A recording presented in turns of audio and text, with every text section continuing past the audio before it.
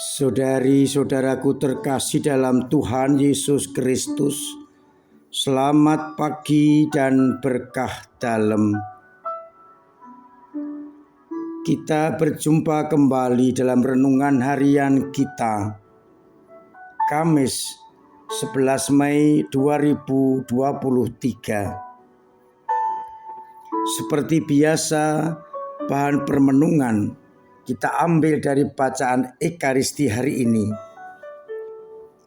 Dalam bacaan yang pertama, kita akan mendengarkan bagaimana penatua-penatua jemaat di Yerusalem bersidang untuk membicarakan soal sunat. Petrus men-sharingkan pengalamannya bagaimana Allah juga memanggil bangsa-bangsa lain kepada keselamatan. Demikian pula Paulus juga menyampaikan pengalaman pewartaannya, dan akhirnya Yakobus muda sebagai sokuk gereja Yerusalem menegaskan janganlah memberikan beban lebih seperti yang dituntut oleh Allah. Dengan demikian, sidang Yerusalem menghasilkan keputusan yang menggembirakan. Sedangkan pada bacaan Injil Yohanes bab 15 ayat 9 sampai 11, ajakan Yesus agar murid-muridnya tinggal di dalam dirinya. Kalau kita tinggal di dalam diri Yesus Kristus, maka sukacita kita akan menjadi penuh. Saudari-saudaraku terkasih dalam Kristus,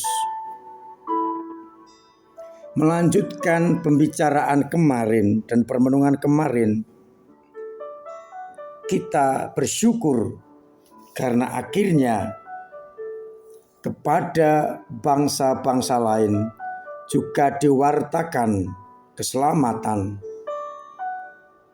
Dan sidang di Yerusalem merupakan sidang pertama atau konsili pertama untuk membicarakan persoalan yang ada. Maka dengan jelas dikatakan kita tidak boleh menimbulkan kesulitan bagi mereka dari bangsa-bangsa lain yang berbalik kepada Allah.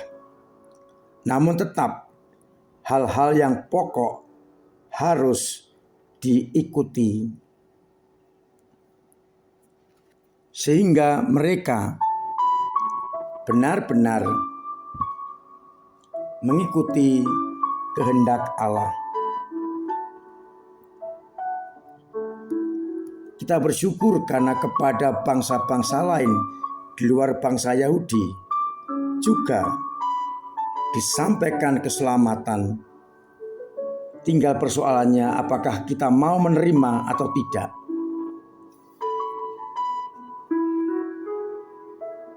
Keselamatan ditawarkan, perlu ditanggapi.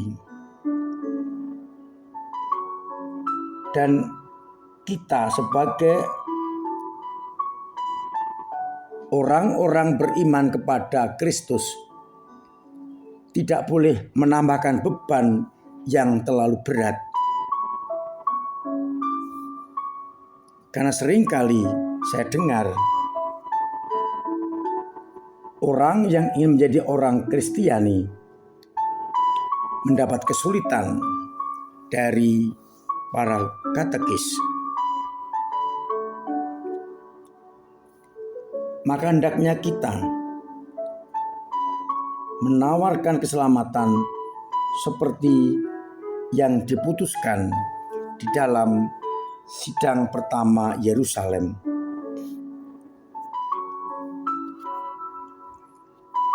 Syarat utama terletak pada bacaan Injil, yakni tinggal di dalam kasih Yesus. Maka kasih atau sukacita itu akan menjadi penuh, menjadi sempurna. Salah satu ciri pengikut-pengikut Kristus bukan sunat dan tidak sunat, tetapi melaksanakan kasih dengan cara tinggal dalam Yesus Kristus, maka sukacita kita akan menjadi penuh. Dan dengan demikian kita akan pantas disebut sebagai anak-anak Allah. Maka syarat utama untuk menjadi pengikut Kristus adalah hidup di dalam cinta kasih. Kasih kepada Allah dan kasih kepada sesama. Dan itu dapat kita lakukan kalau kita tinggal di dalam kasih Yesus Kristus. Atau dengan kata lain, model kasih kita adalah Yesus Kristus yang mencintai kita tanpa syarat, mencintai dengan total atau sepenuh hati, tidak setengah-setengah, dan mencintai sampai akhir. Pengikut-pengikut Kristus, murid-murid Kristus harus tinggal bersama Yesus dan mencintai dengan tolok ukur Yesus sendiri, yang mencintai tanpa pamrih, tanpa pandang bulu, sepenuh hati, dan sampai akhir zaman. Itulah cinta Kristiani. Bagaimana caranya? Yakni kita tinggal bersama dengan Yesus. Saudari-saudaraku terkasih dalam Kristus,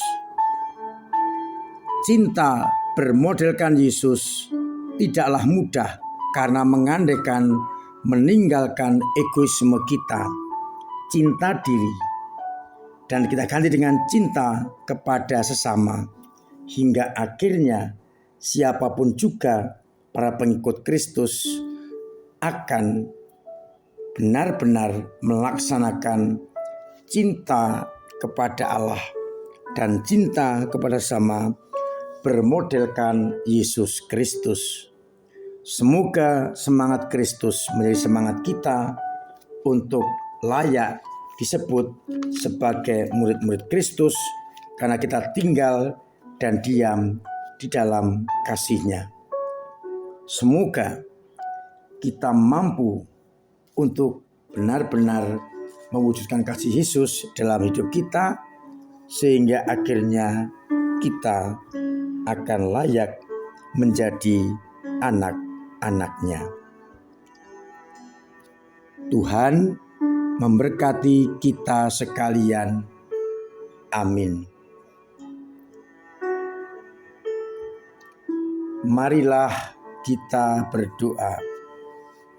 Bapa yang penuh kasih, syukur atas kasih yang senantiasa Engkau berikan kepada kami, dan Engkau meminta agar kami memakai kasih ini model di dalam mencintai sesama. Bantulah kami untuk selalu hidup sesuai dengan kehendak-Mu, menjadikan kasih Yesus sebagai model kasih kami, agar akhirnya banyak orang benar-benar menjadi pengikut-Mu karena mengalami kasih yang bersumber dari hidup-Mu sendiri. Kuatkan kami, bantu kami, agar akhirnya kami mampu mengasihi dengan bermodelkan kasih Yesus Putra-Mu. Bantu umat kami yang lemah imannya, tegakkanlah. Yang hampir hilang, kembalikanlah, agar akhirnya mereka tetap mengasihi dengan bermodelkan kasih Yesus Putramu. Sembuhkanlah yang sakit,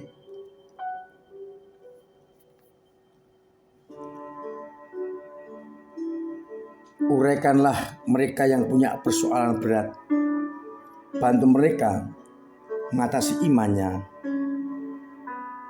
dan kuatkan mereka. Untuk itu, bimbing dan sertai mereka dengan berkat-Mu sendiri, Bapa dan Putra dan Roh Kudus. Amin.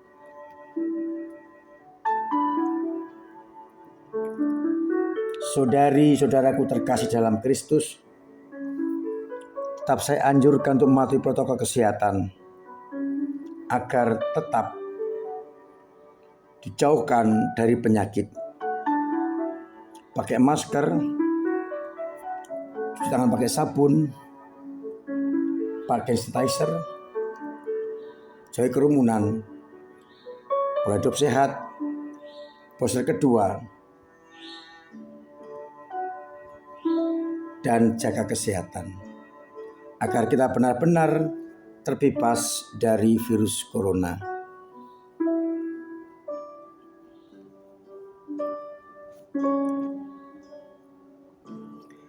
Paroki kita akan mengadakan camp penjenengan, silahkan untuk ambil bagian mengikuti camp itu karena berguna untuk pendalaman iman kita dan kesiapan kita untuk menjadi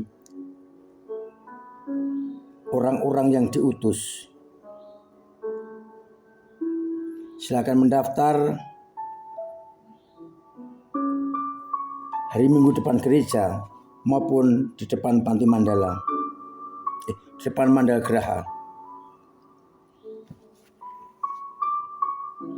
agar akhirnya kita semakin mendapat bekal untuk pewartaan.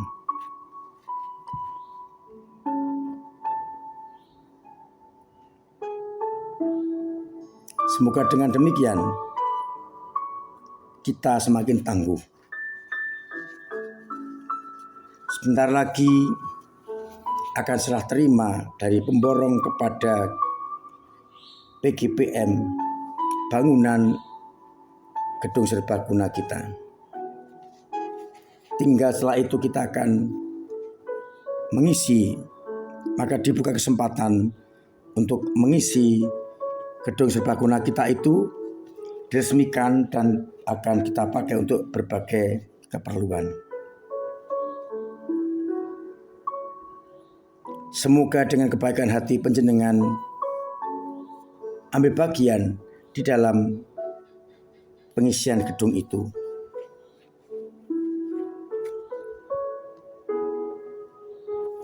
Akhirnya saya bersyukur kepada semua pihak yang selalu terbuka bagi pelayanan gereja dengan cara masing-masing.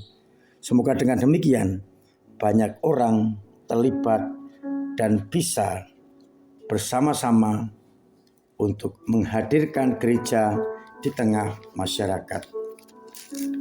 Akhirnya selamat pagi, selamat merenungkan, salam sehat, Tuhan memberkati.